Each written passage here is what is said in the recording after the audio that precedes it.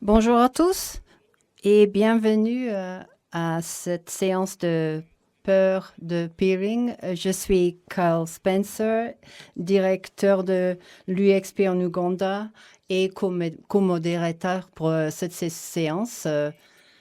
Tout d'abord, je voudrais déjà mentionner les règles pour la participation avant de parler du panel.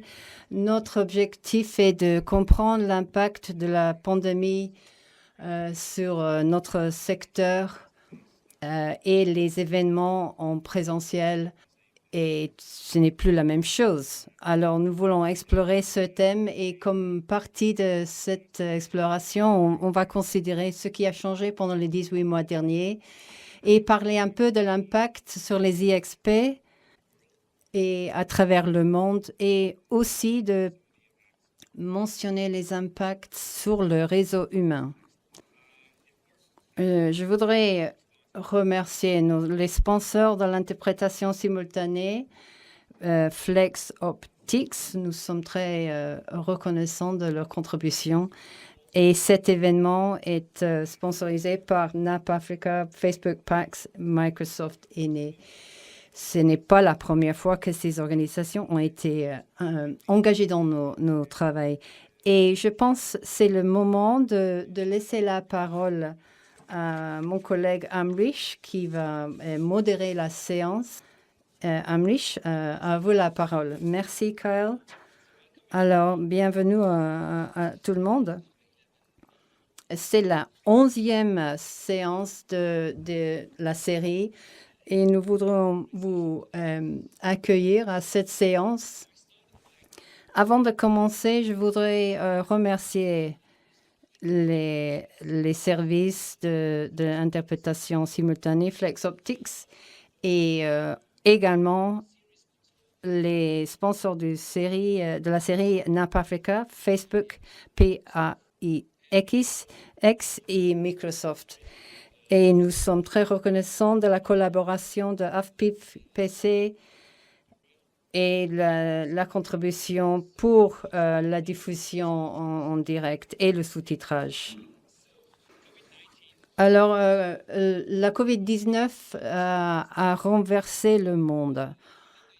Dans le secteur de l'Internet, les événements de réseautage ont dû être annulés. Et ça aurait été bien de vous connaître en personne et de pouvoir parler en personne. Alors, tous les genres d'événements ont été annulés, ont été aussi réalisés par le format numérique et sur une connexion. Aussi, il y a un effet sur l'écosystème et sur le réseautage humain. Alors, pendant la séance aujourd'hui, nous allons explorer l'impact de la COVID-19 et l'organisation des forums de peering. Et nous voudrions comprendre les activités comme les peerings bilatéraux ou sociaux ce sont des événements qui dépendent de la présence des délégués, comme ils ont pu s'adapter à des séances virtuelles. Et nous constatons de plus en plus que les événements s'adaptent comme nous faisons aujourd'hui. Et nous voudrions savoir ce qui va passer, ce qui va arriver après. Alors, les forums de peering sont en train d'explorer d'autres façons d'organiser les événements. Et il doit être un défi important de maintenir ces liens entre les communautés. Alors, nous avons un panel, un comité d'intervenants aujourd'hui. Je vous présente Esther Pal, vient de Nix CZ. Elle est responsable pour la comptabilité et les communications. Ensuite, Nico Shinto, qui est responsable des opérations chez ISPA en République démocratique du Congo. Et aussi le coordinateur des groupes DXP en Ouganda. Ensuite, Rebecca Peter, qui est coordinatrice des événements et d'opérations. Et bienvenue, Rebecca. Et en dernier, nous avons Yolandi Robinson, qui est spécialiste en peering et l'interconnexion de NAP Africa. Je vous souhaite à tous la bienvenue. Avant de commencer, je voudrais faire passer un sondage à l'écran. Je vous prie, je demande oui, on va passer le sondage à l'écran. Je vous laisse 1 minute pour répondre. Les membres du panel peuvent aussi donner leur voix. Alors, 69% des participants ont voté. Nous attendons. Il faudrait peut-être un peu plus pour que ce soit avant de finir. Alors, nous atteignons le 75% et voici les résultats. Alors, pendant cette période d'incertitude, quel format d'événement préférez-vous? Nous cherchons les événements hybrides alors. Et nous allons considérer aujourd'hui comment on peut faire ce type d'événement. Alors, permettez-moi tout d'abord que je laisse la place à nos intervenants pour qu'ils se présentent. Je commence avec Yolandi. Merci, oui, bonjour à tous. Je suis spécialiste j'ai été spécialiste à NAP Africa et j'ai été responsable des opérations quotidiennes de l'IXP. Qu'est-ce que vous voudriez savoir de plus? Peut-être quelque chose de marrant, de personnel? Quelque chose d'amusant. J'aime bien collectionner les collants.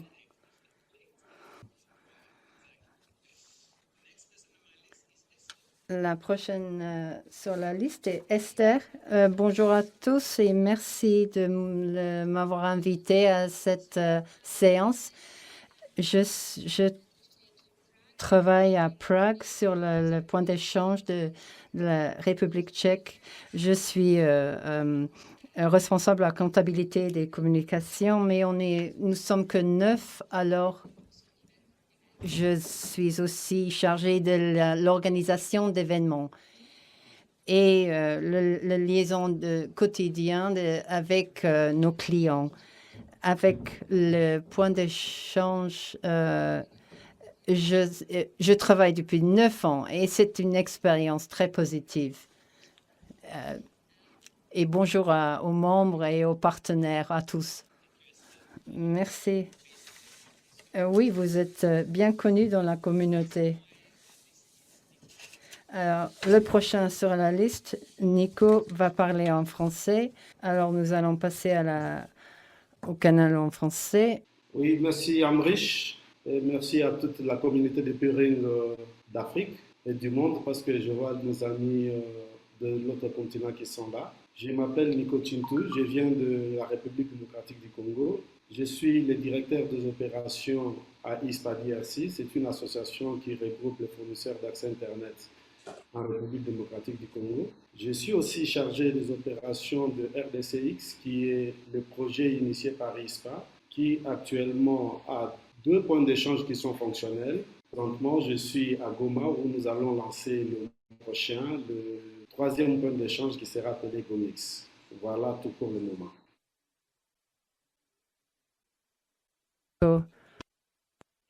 Alors, vous êtes en train de construire la plupart du point d'échange. Et en dernier lieu, nous avons Rebecca. Bonjour à tous. Je suis très contente d'être parmi vous aujourd'hui. Je suis Rebecca et je suis coordinatrice d'événements et d'opérations c'est l'organisation des IXP. Nous faisons partie de l'association des IXP et avec AFEX et nous avons et APIX pour l'ACI. Mon rôle est de gérer les opérations quotidiennes et de soutenir le travail du PDG, que vous connaissez tous peut-être, et tous les événements. Oui. Merci, Rebecca. Alors, nous pouvons démarrer. Nous avons 3 séances de questions avec plusieurs sujets. Nous allons commencer avec le premier. Est-ce que vous pouvez nous dire raconter un petit peu comment étaient les choses avant la COVID et qu'est-ce qui a changé dans vos communautés? Et peut-être vous pouvez nous raconter un peu sur le changement dans les opérations en ce moment. Est-ce qu'on peut commencer avec vous, Yolandi? Oui, d'accord. Avant la pandémie, nous étions un groupe très sociable. Il y avait un programme d'événements en Afrique du Sud. Et ce qui est très connu aussi, c'est les bières avec les peers. Et de voyager aussi. On se déplaçait à d'autres événements pour connaître des représentants d'autres EXP. En ce qui concerne les opérations, on travaillait au bureau et on avait une interaction avec les autres équipes.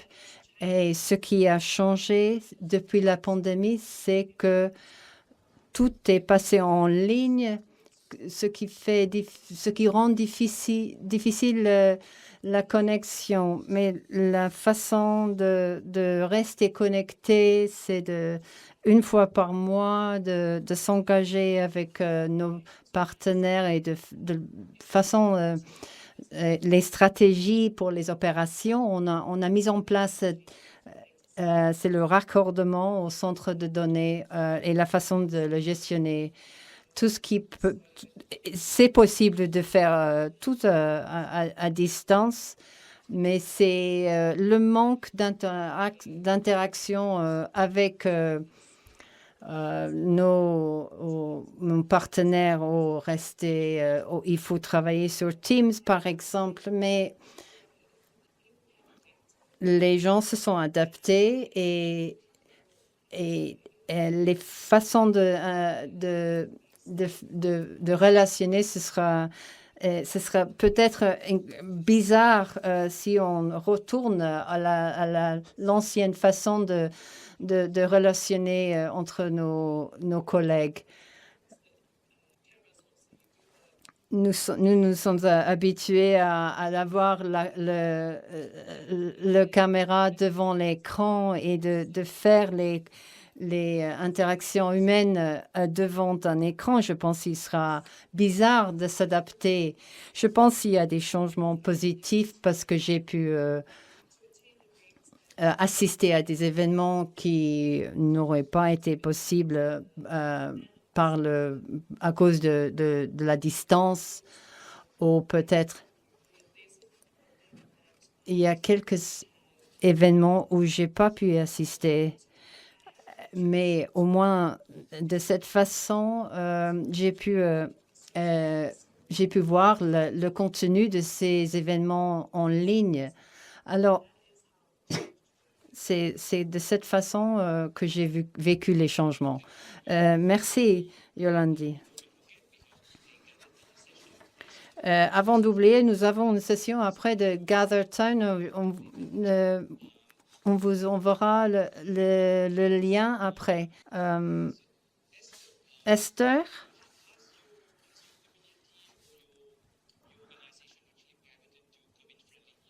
Alors, comment est-ce que votre organisation a changé de sens oui, je voudrais faire un commentaire sur ce qu'a dit Yolande. Oui, c'est similaire à ce que nous avons éprouvé ici. C'était un changement brusque en mars l'année dernière. Avant, on assistait à on participait à beaucoup d'événements. les premières 3 semaines, oui, je dois la mettre. Je n'étais pas obligée de me déplacer.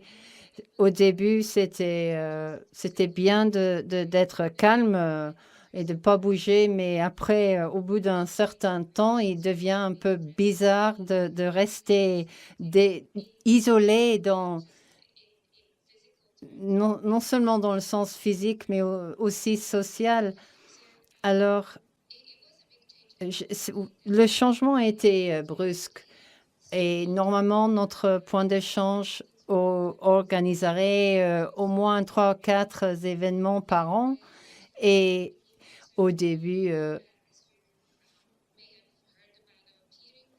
vous avez peut-être entendu parler de nos jours de peering. C'est une conférence internationale. Et avec le point d'échange à Budapest, nous avons annulé 1 semaine avant cette conférence. Alors, c'était difficile à gérer les changements, mais nous avons dû penser à comment maintenir l'engagement entre la communauté. Avant les plateformes virtuelles, ou avant de savoir comment les utiliser plus tard dans l'année, nous avons pu organiser quelques événements aux réunions en ligne qui représentaient un changement très important en comparaison avec ce qu'on faisait avant. Et nous avons dû lutter au début parce que nous devions accepter que l'événement ne pourrait pas se dérouler comme avant. Nous avons beaucoup de chance parce que récemment, les limitations ont été relâchées au mois de juin. Nous avons pu faire une réunion hybride avec nos membres, même s'il y avait quelques membres qui avaient des préoccupations de se retrouver en personne. Normalement, du point de vue technique et social, les gens assistaient aux présentations et la partie technique, mais ils ne restaient pas pour l'événement social. C'est ça la différence très grande. Mais les commentaires après l'événement ont été très positifs. Et ils ont apprécié l'opportunité de rester en contact. Et nous avons créé aussi des listes destinataires où nos membres peuvent parler des thèmes techniques, par exemple, en plus de ce qui était en place avant. Ce serait peut-être ce que nous avons pu faire. Oui, c'est intéressant, merci. Nous reparlerons tout à l'heure des événements hybrides dans la prochaine séance. Pour vous, Rebecca, alors, vous êtes au centre de plusieurs IXP. Nous aurions bien aimé aller chez vous. Alors, comment ça s'est fait? Nous tenions 2 forums par an avant la pandémie avec nos membres dans différentes villes et au premier et dernier trimestre de l'année. Et donc, nous sommes passés à un format en ligne. Au début, il y avait des difficultés pour transférer ce que nous faisions en présentiel désormais en virtuel.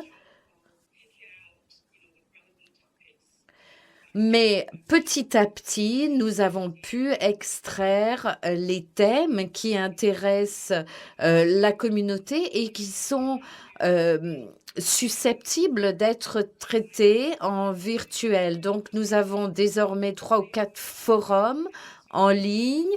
Nous avons toujours à peu près les mêmes effectifs de participation. Et cela s'adresse, nous avons ouvert ces événements à toute la communauté, pas uniquement nos membres. Et ça, c'est une différence.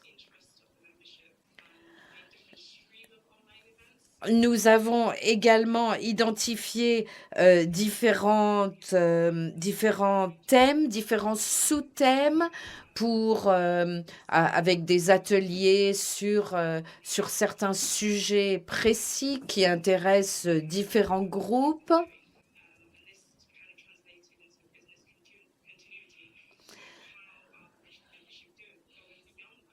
Et au-delà de ça, nous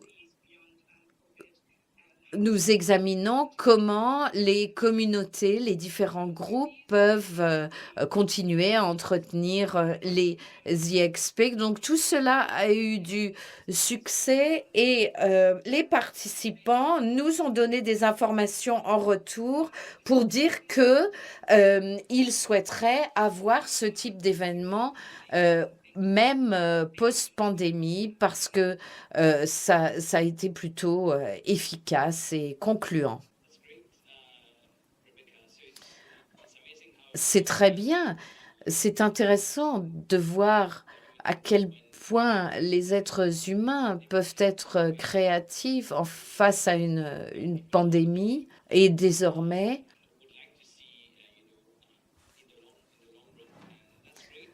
il est intéressant de constater que les gens souhaitent avoir davantage de contacts virtuels à l'avenir. Quelles sont maintenant les préoccupations des personnes, les inquiétudes au sujet d'un événement en présentiel? Et qu'est-ce qui permettrait de réduire vos inquiétudes? Donc, vous avez les différentes réponses qui s'affichent à l'écran et vous pouvez désormais vous exprimer en votant.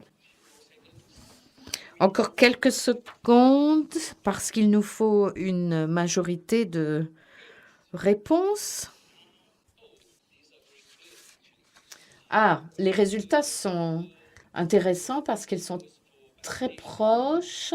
Vaccination obligatoire en tête avec 38%.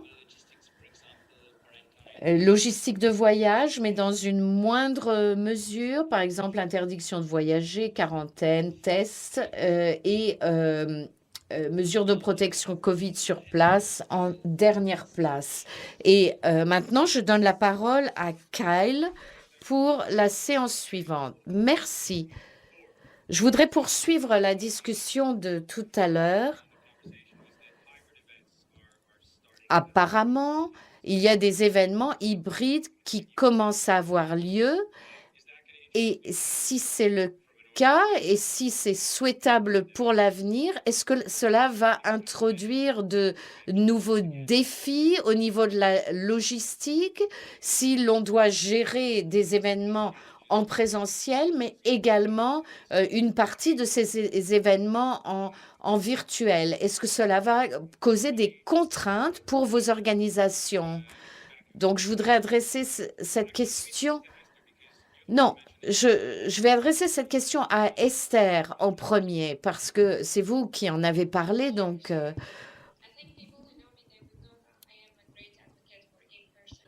moi, je préconise toujours les événements en présentiel. Les événements hybrides, c'est bien, mais pas parfait. Et les événements virtuels, moi, je ne suis pas pour.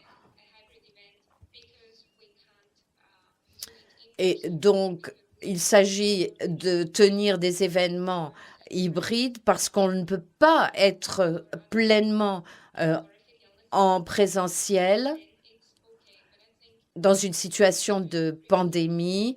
Alors, un événement hybride, c'est bien, mais à mon avis, rien ne remplace le présentiel. J'en vois les avantages de l'hybride parce que, bien entendu, certaines personnes qui ne pourraient pas normalement assister à certains événements, eh bien, peuvent y assister. grâce aux événements hybrides que nous avons introduits récemment, eh bien, les personnes qui ne se trouvent pas dans le pays, mais à l'extérieur, peuvent participer. Mais si je suis honnête, eh bien, je dois avouer que je préférerais que l'on soit en présentiel parce que la construction de liens, de relations dans les communautés, eh bien, cela doit se faire en présentiel. Je ne peux pas vraiment communiquer avec des personnes qui se trouvent derrière un écran. Je crois qu'on ne pourra jamais remplacer le présentiel parce que si on est derrière un écran, c'est sûr que l'on peut obtenir l'information, mais je ne crois pas que l'on puisse véritablement faire partie intégrante d'une communauté derrière un écran, si on partage un verre avec quelqu'un, si l'on est sur place et que je ne sais pas si ça a répondu à votre question, mais c'est ma conviction. Oui, oui. Mais Rebecca, vous aussi, vous avez dit que vous avez de nombreux événements virtuels. Est-ce que vous avez la capacité de poursuivre l'organisation d'événements virtuels à l'avenir, aussi bien que de présentiels? Il y a le défi de la nature humaine ou de la capacité humaine. Je ne suis pas tout à fait d'accord avec Esther. C'est vrai que nos membres éloignés et les communautés peuvent se joindre à nous, mais il y a également un certain nombre de personnes qui préfèrent le virtuel parce que le présentiel présente trop de contraintes. Parce qu'il n'y a pas forcément des espaces, par exemple, sécurisés ou plus calmes. Il y a certaines personnes qui ont besoin de contextes différents. Il y a des personnes qui ne veulent pas forcément assister à des grands événements en personne. Et il y a également des personnes qui aiment la formule hybride. Donc, nous allons devoir nous adapter à l'avenir pour pouvoir proposer. Mais en tant qu'EuroIX, est-ce que vous allez devoir, par exemple, avoir davantage de personnel parce que cela crée davantage de travail que d'avoir ces différentes formules? Oui, bien entendu. Nous nous sommes adressés à une autre organisation qui envisage la même tendance à l'avenir et nous pensons joindre nos forces pour l'avenir.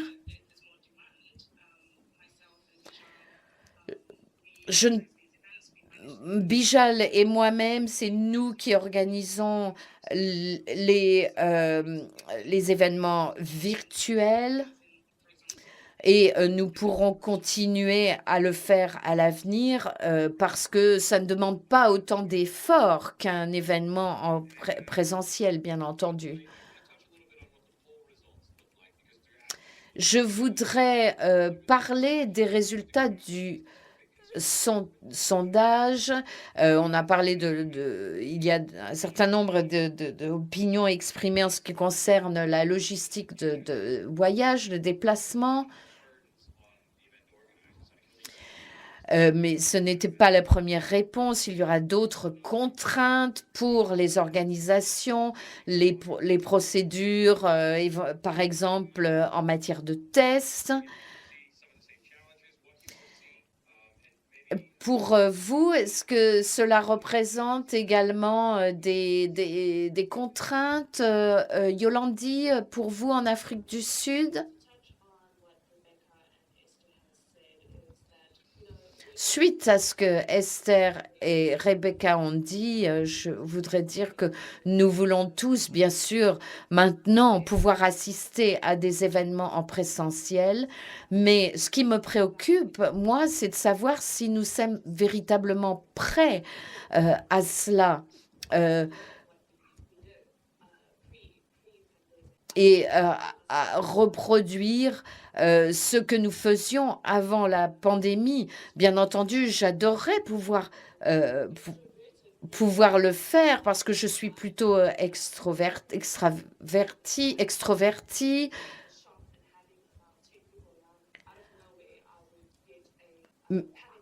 En dépit de cela, eh bien, la situation de la pandémie a été telle que désormais, j'ai des inquiétudes lorsque je vais dans un magasin et qu'il y a plus de 10 personnes. Nous ne pouvons pas nous joindre à tous les événements, bien entendu, en présentiel, et grâce à la formule hybride, eh bien, nous allons pouvoir assister à davantage d'événements.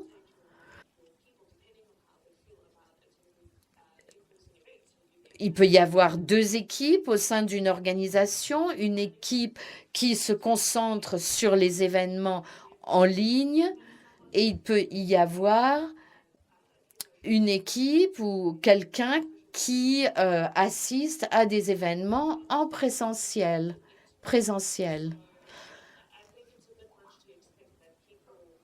Je crois qu'on ne peut pas s'attendre à ce que ça se fasse du jour au lendemain. Il faut que ça se fasse en étapes. On ne peut pas comme ça prendre l'avion et traverser la moitié du monde pour aller assister à des événements. Il faut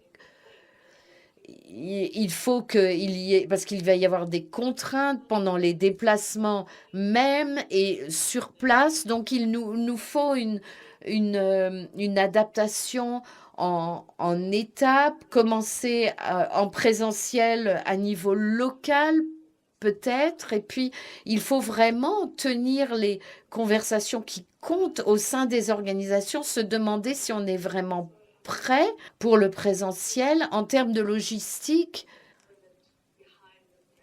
Comme vous le savez, en Afrique, on est un petit peu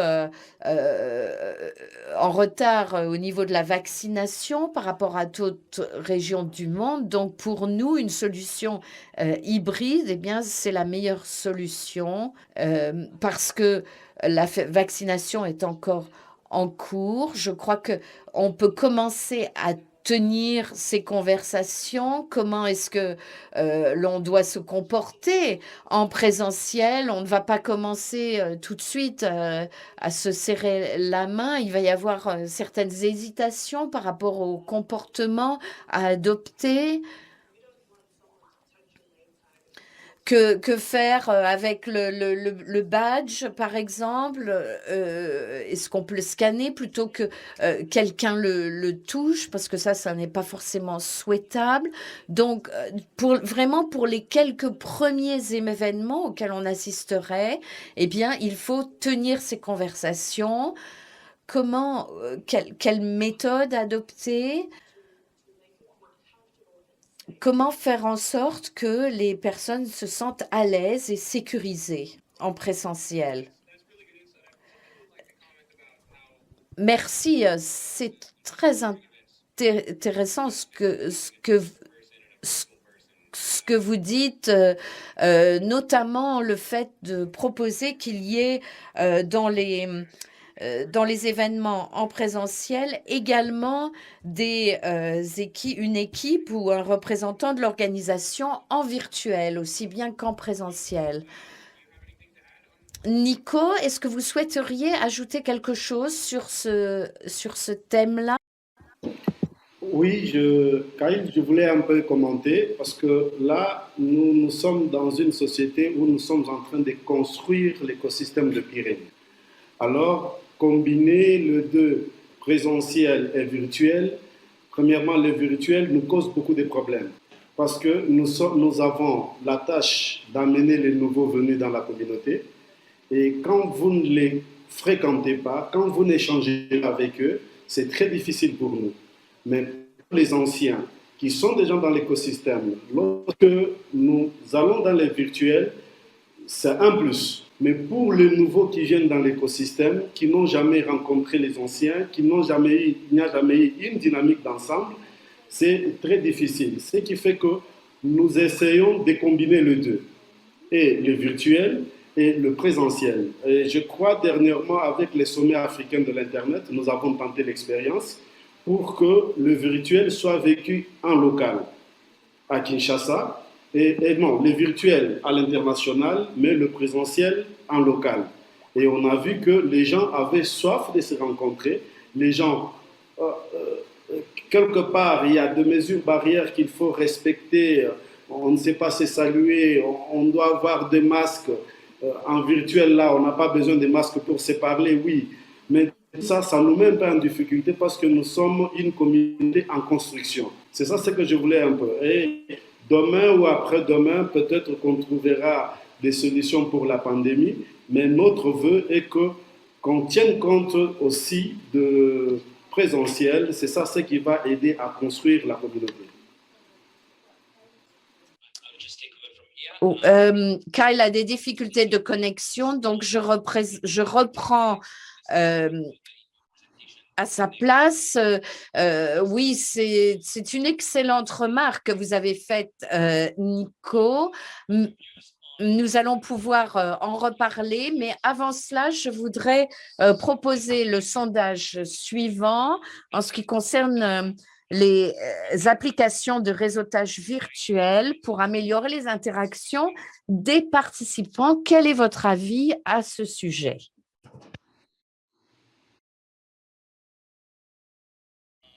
Bien, alors il y a presque égalité entre ceux qui aiment utiliser les applications de réseau virtuel et ceux qui n'ont pas encore trouvé d'application ou de service de ce type. Donc, avoir ces outils permettrait de faire en sorte que ces événements virtuels puissent se poursuivre, puissent continuer à être utilisés et pour que les participants, qu'il y ait des participants qui aient une expérience positive de ces événements virtuels. Bien, c'est intéressant.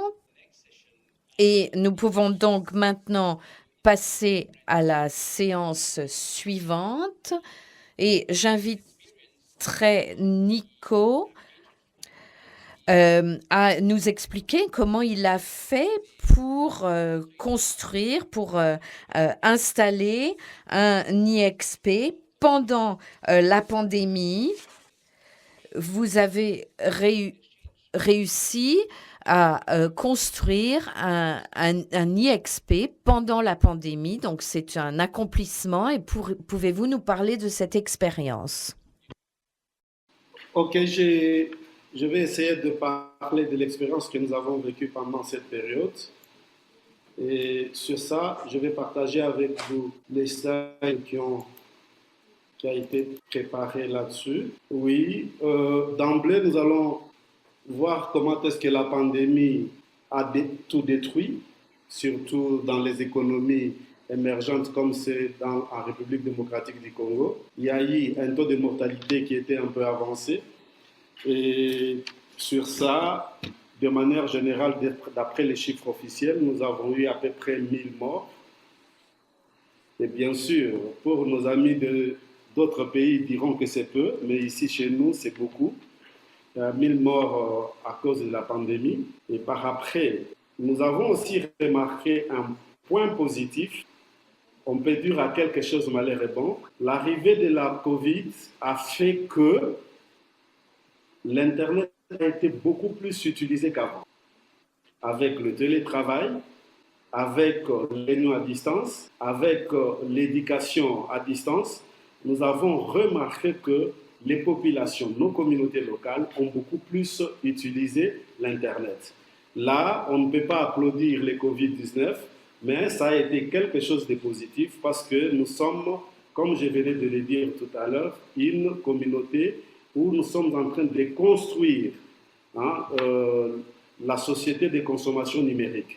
Mais le Covid a fait qu'en restant chacun chez lui, ça a boosté cette utilisation de l'outil Internet. Et cela, ça a été aussi très remarquable au niveau du point d'échange. Les points d'échange de Kinshasa, par exemple, Kinix, avant le Covid, nous étions à 13, le pic arrivé à 13, 14 gigabytes. Mais pendant la période de Covid, la montée a fait qu'il y a eu 80% d'augmentation. Aujourd'hui, le point d'échange de Kinshasa, il est à 25, voire même 26 gigabits. De même, à Lubumbashi aussi, nous avons connu cette croissance-là, ce qui explique que les réseaux sociaux ont été beaucoup utilisés pendant cette période. Les réunions en famille se tiennent maintenant avec les WhatsApp, Skype, Zoom, et voire même les enterrements. On assiste aux enterrements à distance.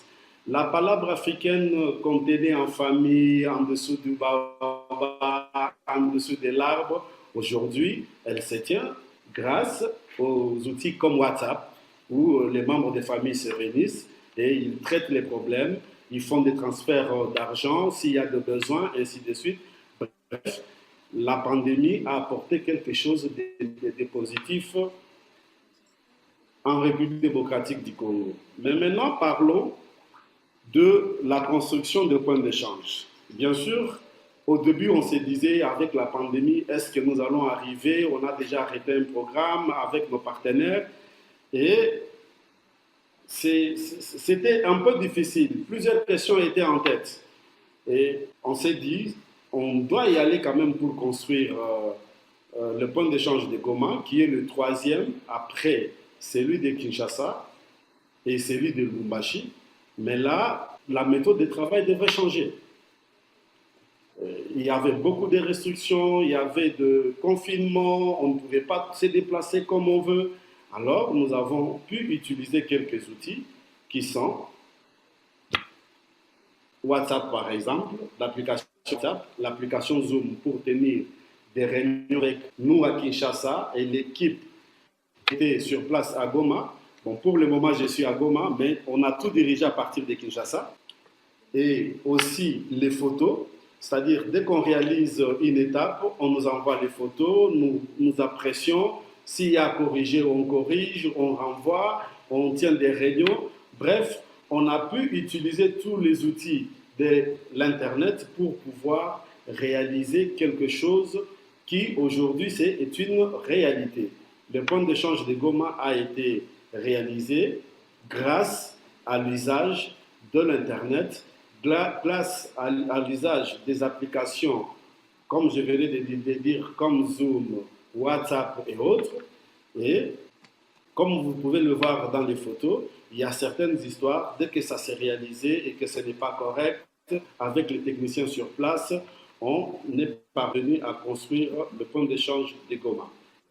Mais dans cette expérience, il y a eu des inconvénients. Les inconvénients, c'est la réalisation de ce qu'on veut, on ne peut pas le réaliser à 100%. Ça fait une semaine que je suis à Goma. Les travaux ont duré 2 mois.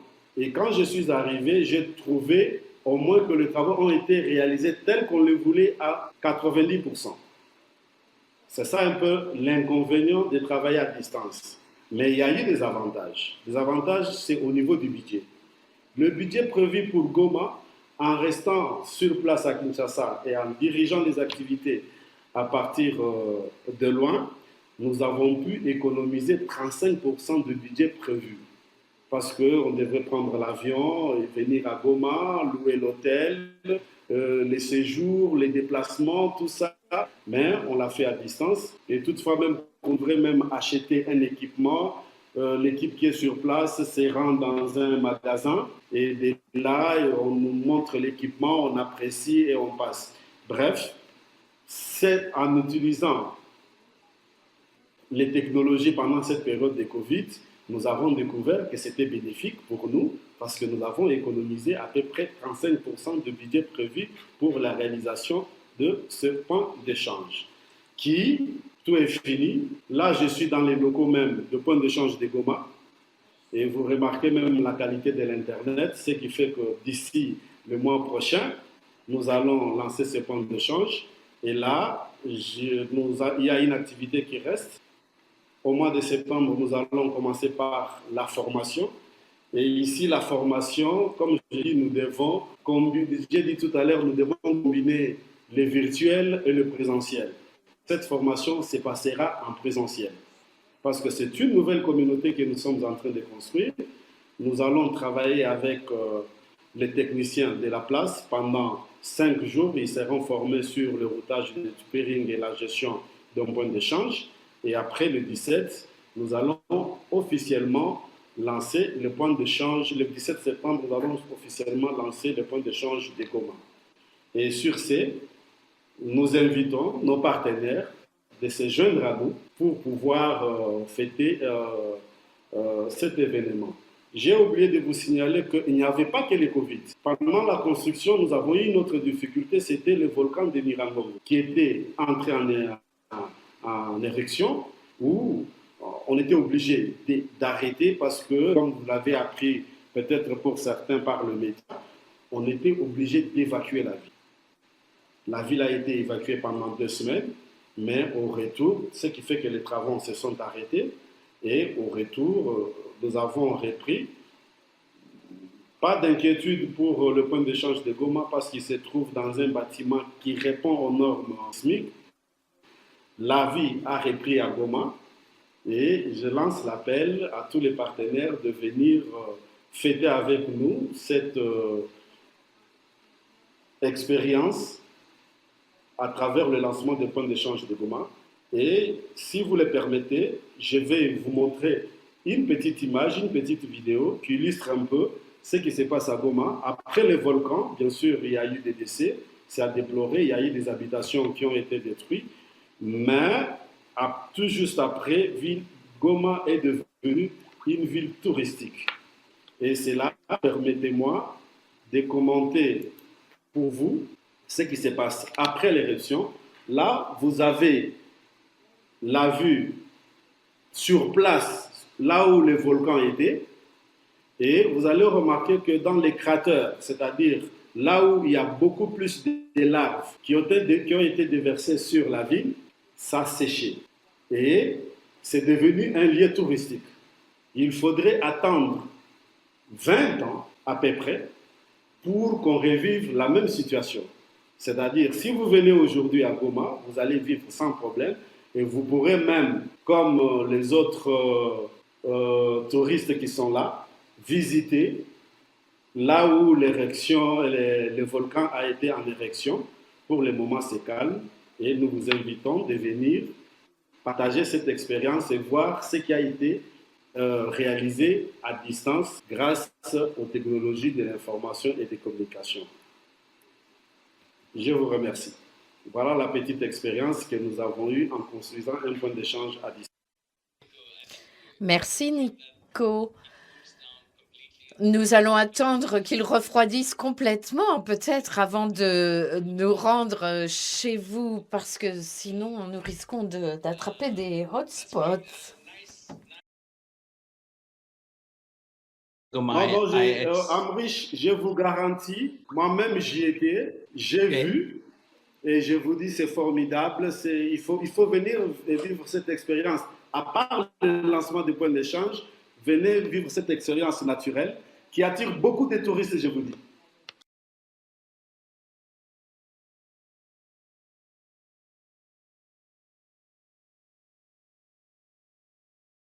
Oui, c'est vraiment incroyable que vous ayez réussi à construire un point d'échange tout neuf donc bravo, pendant la pandémie. Peut-être encore une question,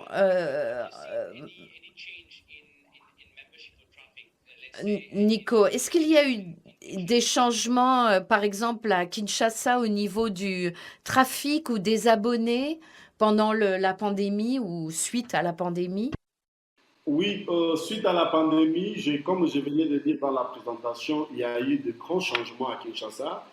Les peerings, nous l'avons remarqué, les échanges ont augmenté et nous sentons, nous, on est dans la construction de la communauté, mais le Covid nous a aidés. Aujourd'hui, à Kinshasa et dans toute la République, les réunions se tiennent en ligne, ce qui ne se faisait pas. Les réunions du gouvernement se tiennent en ligne. Les réunions du Sénat congolais se tiennent en ligne. En fait, c'est-à-dire que le Covid a révolutionné le mode de vie en République démocratique du Congo.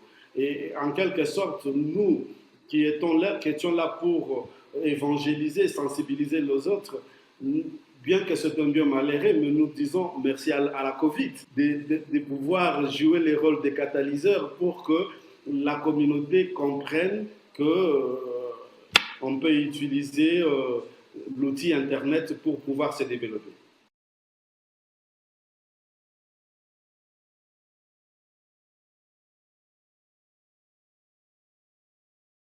Qu'en est-il des autres à cet égard? Yolandi, Anap Africa, est-ce qu'il y a eu des changements, augmentation, diminution du nombre d'abonnés? Et également pour vos pratiques opérationnelles, y a-t-il eu des changements? Oui, il y a eu une augmentation marquée depuis mars 2020, une augmentation du trafic.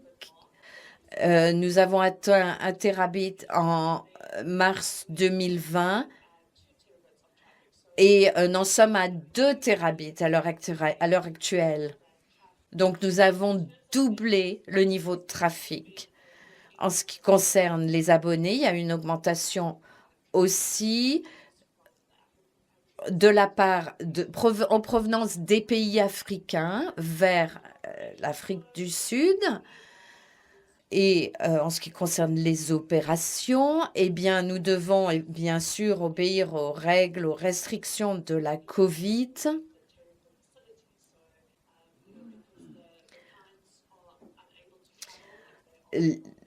Si les clients ne peuvent pas venir d'un pays étranger pour le moment, donc il y a des contraintes.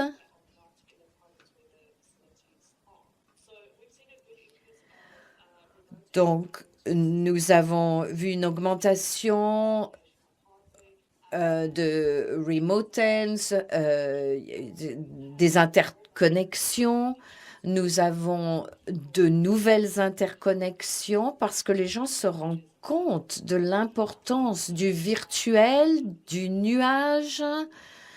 De nombreuses entreprises en Afrique du Sud continuent à utiliser papier et stylo, mais pendant la pandémie, de nombreuses entreprises ont réexaminé leurs pratiques, réévalué leurs pratiques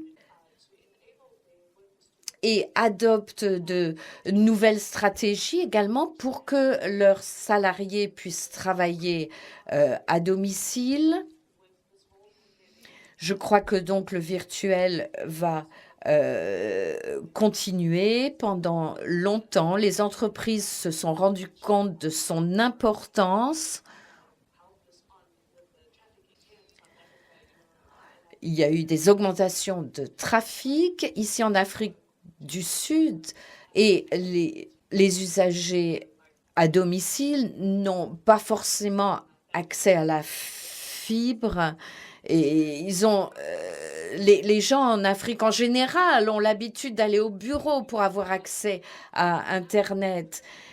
Mais désormais, avec les nouvelles tendances, avec les changements apportés par la pandémie, eh bien, il y a davantage de cela a encouragé et va continuer à encourager la connectivité au niveau du domicile, parce que les enfants, les jeunes, eux aussi doivent se connecter pour leur scolarisation. Donc ça a été un véritable changement, et à l'avenir, les entreprises, je crois, vont certainement adopter des formules hybrides, et je ne pense pas, par conséquent, que le nombre d'abonnés ou le trafic vont diminuer.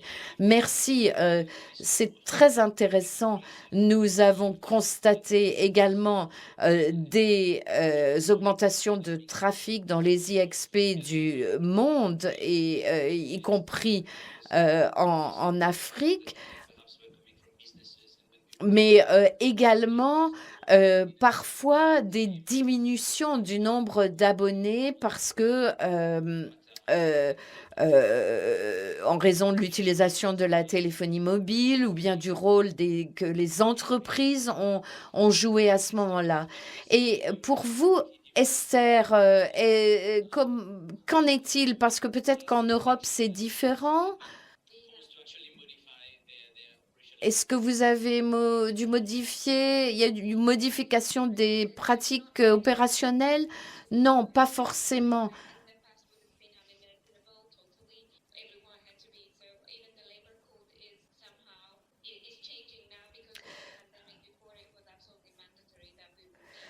Auparavant, il fallait obligatoirement être au bureau. Depuis, ça a changé complètement, comme je l'ai dit. Nous avons des groupes de techniciens qui travaillaient ensemble avec deux équipes, équipe A, équipe B, et bien entendu, désormais, qui travaillaient conjointement et de très proche. Ça a dû changer, bien sûr, en raison de la pandémie. Si jamais une équipe, donc il a fallu les séparer. Il y a une augmentation de près de 30% pendant le premier confinement, quand tout le monde était à domicile. Nous avons encouragé nos membres et clients d'augmenter leur connectivité. Et nous avons même proposé des dispositifs de backup gratuitement pour augmenter la capacité. Moi non plus, je ne pense pas que le trafic va diminuer. De nombreuses entreprises en République tchèque ici disent que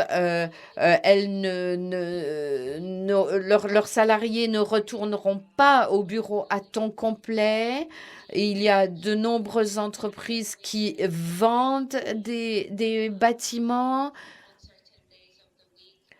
Et il y aura une formule d'alternance entre le domicile et le bureau, certains jours par semaine.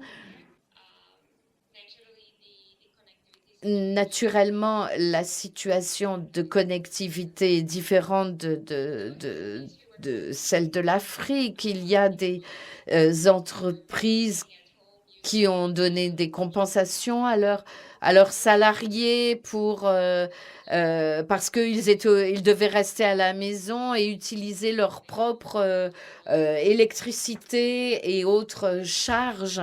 Donc des compensations par rapport aux charges du domicile. Mais quelles que soient nos différentes situations, il y a des résultats tout à fait positifs et encourageants. Donc, je crois que ça, c'est positif. Et oui, c'est des gens qui ont de la chance qui travaillent pour les entreprises comme ça. Peut-être il y a des entreprises qui remplissent le frigidaire. Oui, alors, je vais poser la question peut-être à Rebecca. Qu'est-ce que vous pensez?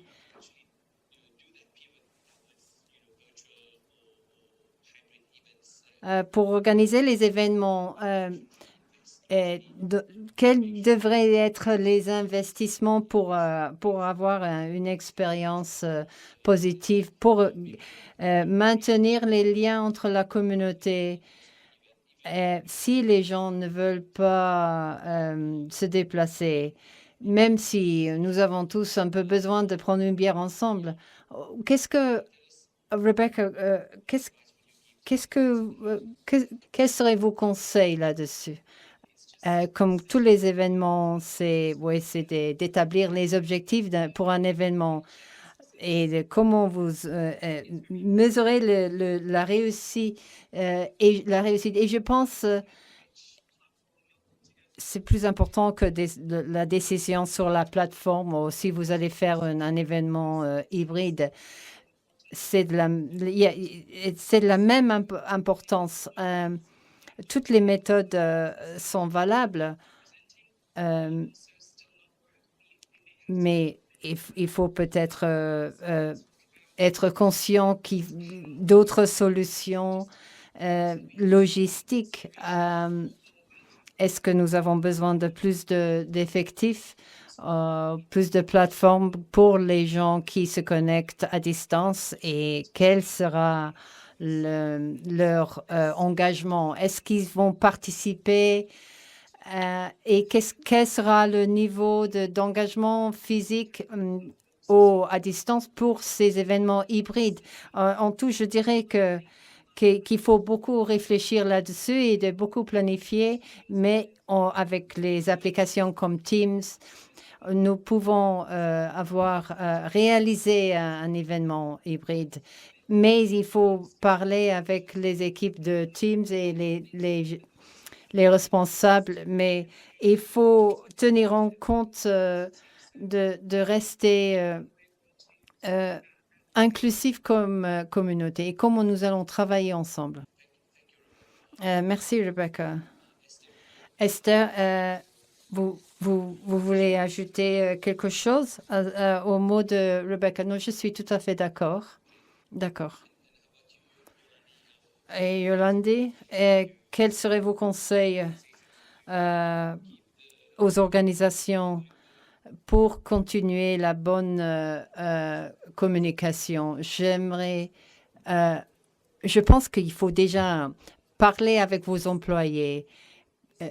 Par le passé, on le faisait. On le faisait moins, mais je pense que c'est très important d'avoir une discussion ouverte sur le thème de si vous êtes prêt à retourner au bureau et j'aimerais utiliser la comparaison. Vous pourrez vous considérer comme un câble de cuivre. Vous savez que même si le câble est connecté, il y a des failles. Oui, le message se transmet, mais le câble n'est pas cassé. On peut le réparer, mais il faut établir ce qui ne va pas. Et ça prend du temps. Mon conseil serait d'avoir un débat ouvert avec vos employés sans jugement pour établir, pour savoir si les employés sont prêts. Vous pouvez faire toute la planification que vous voulez, mais si la communauté n'est pas prête, ils ne vont pas vous soutenir. Très important, Yolande. Oui, pour établir que les employés réalisent le même objectif. Nico, est-ce que vous voulez rajouter ou nous dire que dans l'avenir, comment est-ce que les choses vont se dérouler? Est-ce que l'expérience de Goma, est-ce que vous souhaitez répéter cette expérience? C'était une bonne expérience et moi-même, j'ai encore vécu une deuxième expérience, peut-être que je n'ai pas partagée avec vous. Et pendant la même période de Covid, je suis tombé malade. Et en étant malade, j'ai travaillé à partir de la maison. Et après que je me suis rétabli, je me pose la question, est-ce qu'il faut commencer à aller au bureau chaque jour? Et vous voyez, c'est ça le débat maintenant qu'il y a, parce que je ne suis pas le seul dans ces cas. Il y a beaucoup d'entreprises aujourd'hui où les gens travaillent à la maison et une petite équipe restreinte reste au bureau. Et ils font des rotations. Et ça marche. Et je peux vous donner le cas, par exemple, de la Banque centrale au niveau de la République démocratique du Congo, où il y a une petite équipe qui fait la permanence et les autres travaillent à partir de la maison. C'est toute une autre culture qui est en train de s'installer. Et comme mes prédécesseurs l'ont dit, il faut maintenant réfléchir quelle est la formule qu'il faudrait voir avec le travail à distance, combiner les deux et pouvoir avancer. Parce que, et je, personnellement, remarque que le travail à domicile, on travaille plus que quand on va au bureau. Parce qu'on travaille à tout moment et c'est des fois épuisant. Alors, il faudrait maintenant qu'on analyse le tout et voir quelle est la meilleure formule. C'est ça ma façon de voir les choses.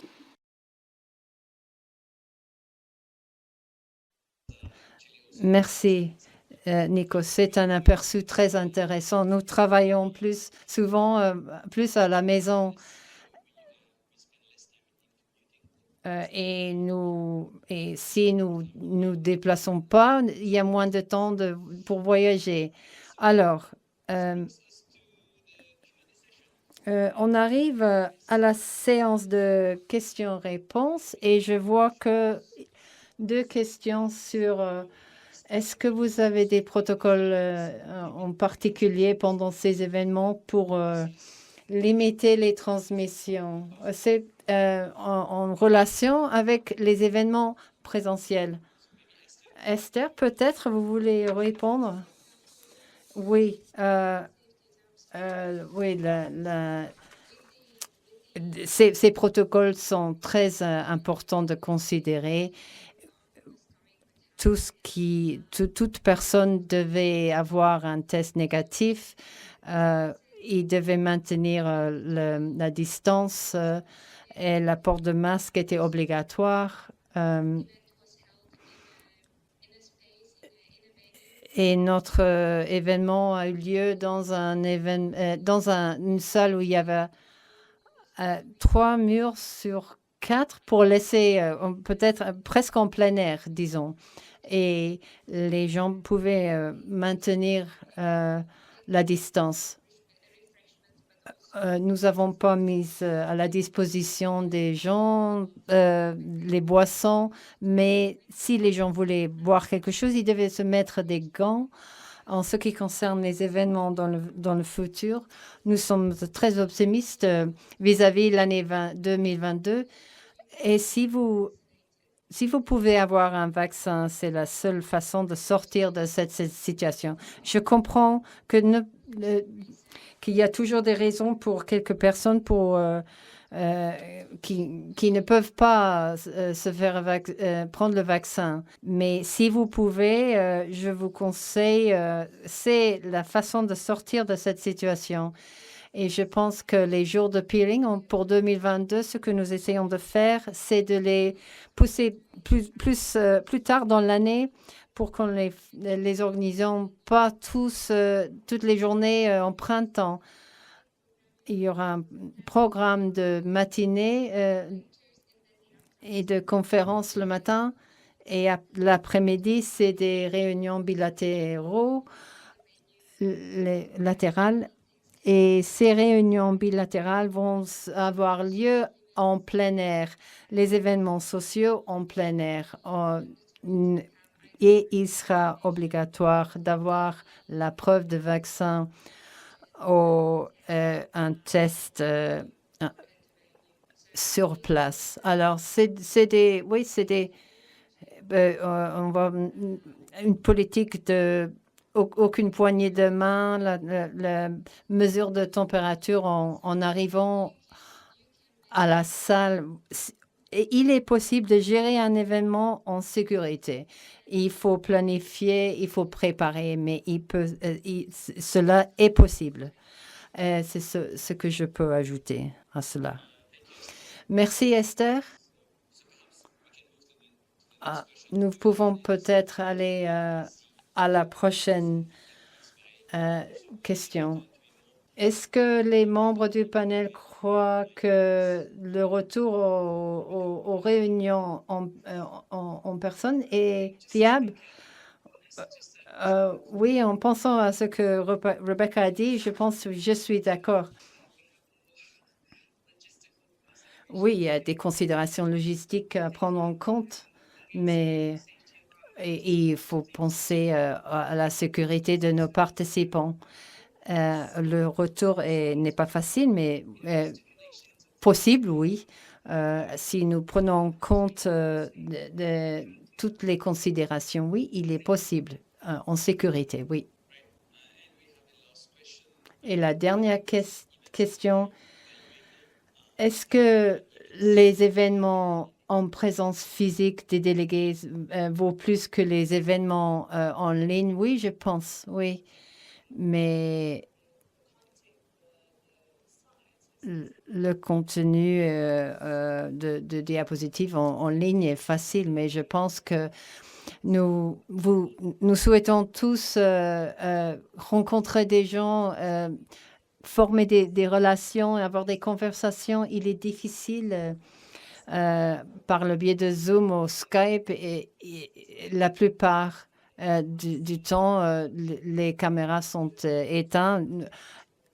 Vous arrivez à connaître mon ordi, pas moi-même. Et je pense que les réunions, il faut commencer les discussions là-dessus. Et de ne pas avoir cet obstacle de parler en même temps que quelqu'un d'autre.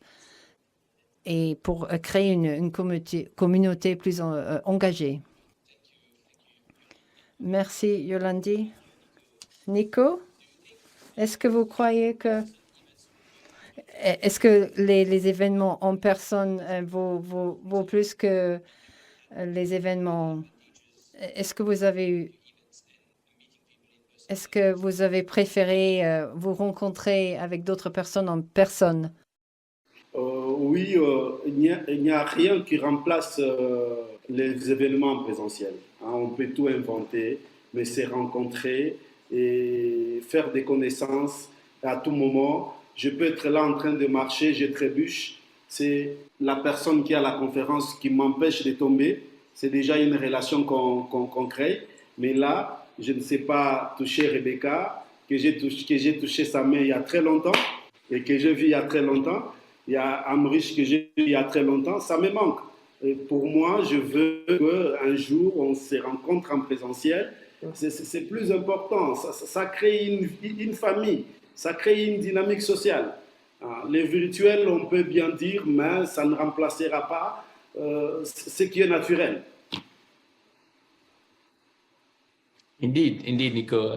As you said, we are all a big family, and hopefully soon we will be able to meet again. But in the meantime, I think virtual and hybrid will be the new norm. And I guess as we have spoken here today, we are trying different ways and different techniques to make sure this new experience is actually a good one. Yeah. So this brings me to the end of the exchanges. And if Kyle is online, I will ask him to do a quick wrap up.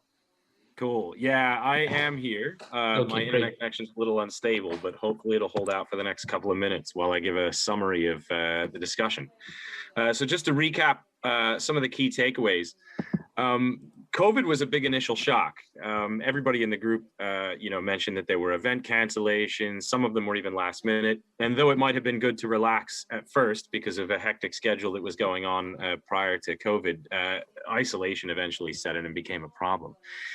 And today we've got a lot of work from home, which has pros and cons. On the bright side, we all get to wear pajamas all day, but we also have less interaction with our colleagues, and the loss of in-person events has made it difficult to maintain community engagement. But there were some successes. Esther mentioned that Nix.cz had some success offering additional mailing lists and other channels through which the community could communicate on specific themes. Rebecca mentioned that EuroIX sees similar attendance now at their virtual events as they did in the physical, and even introduced some different online streams that cater to specific content areas. It was mentioned that virtual events are more accessible and have enabled some of the people to attend that might have not attend events that they might not have done so before, European Peering Forum, Global Peering Forum, whatever. And so there's demand for them to continue regardless of any potential return to in-person events. But there's concern that the new paradigm has become the norm, and people might feel really uneasy or awkward about returning to in-person events. And so that'll be an interesting challenge. Travel logistics are also a big concern when working towards that, especially vaccination requirements. Event safety is also a concern, but there are a number of ways to manage this, and our panelists shared some tips from their experience. It was also proposed that organizations should consider assigning different people for physical and virtual events, depending on personal readiness and preferences. And it was also mentioned that we also noticed in the poll that a lot of people like virtual networking apps, or at least appreciate the concept, but there were a significant number of people that haven't really found one that they like yet. So it sounds like there's a lot of room for improvement in that area. And nous avons parlé de l'impact sur les IXP à NAPAfrica et à d'autres. Et l'expérience de la RDC a été tout à fait intéressante, mais quoi qu'il en soit, la conclusion, c'est que le niveau de trafic ne sera pas susceptible de diminuer à l'avenir. Et enfin, le mois prochain, l'IXP Goma sera lancé. Donc ça, c'est une nouvelle tout à fait palpitante. Je voudrais remercier maintenant tous les panélistes et en particulier nos sponsors également, FlexOptics pour l'interprétation, NAPAfrica, PAIX, Facebook et Microsoft, sponsors de cet événement. Nous leur sommes très reconnaissants. Merci au comité de programmation qui a organisé tout cela. Il y a une équipe importante qui déploie de nombreux efforts pour organiser ces événements. Et sur ces mots, je vais rendre la parole à Michuki qui va pouvoir clore la séance. Merci, Kyle. Donc, nous avons en effet un certain nombre de peering personals. Donc, je vais maintenant afficher les diapositives. Voilà. Donc, Emra, pour commencer. Merci, Metchuki. Bonjour à tous. Merci aux panélistes pour cette discussion intéressante. À AM6, nous sommes basés à Amsterdam, aux Pays-Bas. Nous avons 14 POP à Amsterdam. Dans la partie sud des Pays-Bas, nous avons également mis en place des centres de données. Nous avons 884 réseaux connectés à partir de l'échange d'Amsterdam. Nous avons un trafic de points de plus de 10 terabits par seconde. Nous avons également AMSX ailleurs dans le monde, Hong Kong, Inde, Curaçao, aux États-Unis, Chicago, Bay Area et Bahreïn. Et nous aurons 2 nouveaux IX en 2021 à lancer en Ouzbékistan et en Égypte, et 2 nouveaux POP plus tard cette année. N'hésitez pas à nous contacter si vous souhaitez avoir davantage d'informations. Bonjour, je m'appelle Shirley Ikusan de l'IXP du Nigeria. Notre ASN est 36932. Nous avons 85 membres à l'heure actuelle et le trafic de pointe de 140 gigabits par seconde. Nous avons différentes localisations au Nigeria. Lagos, plusieurs à Lagos, Medallion, Rack Center, MDXI et ICN, et puis Abuja, Port Harcourt, Kano et Enugu. Nous voulons faire en sorte que tout le monde puisse avoir accès à ces contenus au Nigeria. Vous voyez également notre adresse mail ainsi que l'URL de notre site et vous pouvez nous contacter si vous souhaitez avoir davantage d'informations. Je m'appelle Lebogo Kekana. Je suis responsable de Broadband Infraco, qui est une entité qui appartient à l'État en Afrique du Sud. Nous utilisons AS 327698. Nous sommes présents dans 3 provinces où se trouve également WebNet Africa. Nous sommes connectés aux IXP établis en Afrique du Sud de couche 1 ou 2. Nous sommes présents à Terraco Nsando qui a une présence donc, nous sommes présents dans 3 régions d'Afrique du Sud. Nous proposons des services aux PME, aux IXP de petite et moyenne taille en Afrique.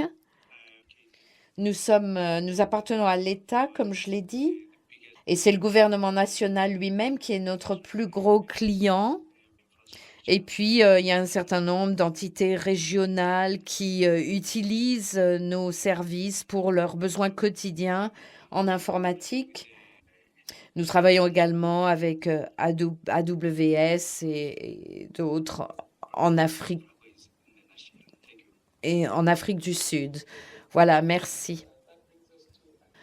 Ceci nous amène au terme des messages personnels de Peering aujourd'hui. Si vous souhaitez avoir la possibilité d'adresser un de ces messages, eh bien, nous vous inviterons à le faire à l'occasion de la prochaine session de la série qui aura lieu en novembre. Je suis heureux de pouvoir vous parler des opportunités d'avenir pour nous. Donc, j'ai parlé de la séance de novembre. Il y aura également une autre possibilité en février et des annonces seront faites. Remercier les participants par le biais du live stream. Et remercier les panélistes, les modérateurs qui ont rendu cette session très intéressante. Et je remercie également toute l'équipe, de même que l'équipe de préparation, les interprètes et l'équipe de sous-titrage. Nous serons heureux de vous retrouver à l'occasion de la prochaine session. En attendant, je serai heureux, comme je l'ai dit, de vous retrouver dans Gathertown. Mais encore une fois, merci à tous et au revoir et à la prochaine fois.